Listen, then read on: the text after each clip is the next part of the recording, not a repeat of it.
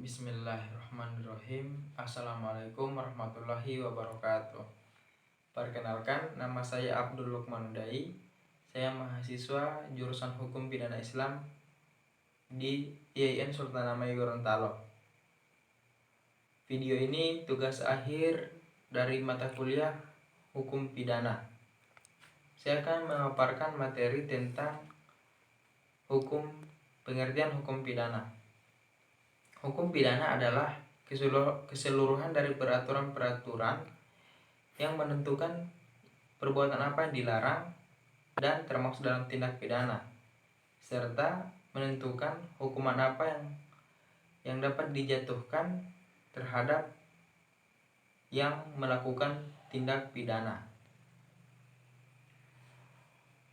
Hukum pidana dibagi-bagi, ada hukum pidana berdasarkan keadaan, yakni hukum pidana diam dan hukum pidana bergerak. Hukum pidana diam atau hukum pidana material menjalankan 3 poin, yakni perbuatan apa yang dilarang, perbuatan apa yang diharuskan, serta sanksi yang merupakan ancaman. Kemudian dalam hukum pidana bergerak atau hukum pidana formil, yakni menjalankan atau mengatur bagaimana menjalankan hukum pidana material. Dan dengan kata lain, dalam hukum pidana formil mengatur bagaimana orang yang tadinya bebas menjadi orang-orang yang terpidana.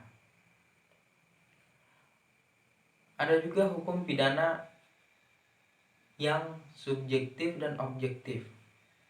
Hukum pidana objektif atau ius puneli yaitu hukum pidana yang dilihat dari aspek larangan berbuat yang disertai dengan ancaman pidana bagi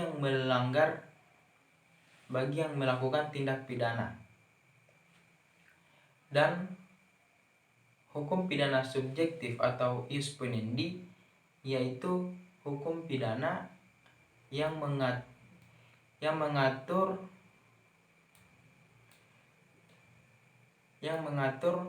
larangan melakukan sifat memaksa dan menjalankan sanksi pidana.